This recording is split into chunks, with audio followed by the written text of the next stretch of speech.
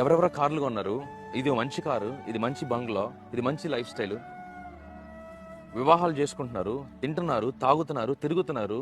ఇవన్నీ మనకి ఇన్స్టాగ్రామ్లో కనపడుతున్నాయి.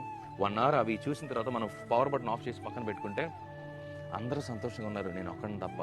అందరూ సెటిల్ అవుతున్నారు, నేను ఒక్కడిని తప్ప. అందరూ సంతోషిస్తున్నారు, నేను ఒక్కడిని తప్ప. అందరూ ట్రావెలింగ్స్ చేస్తున్నారు, నేను ఒక్కడిని తప్ప. కదా?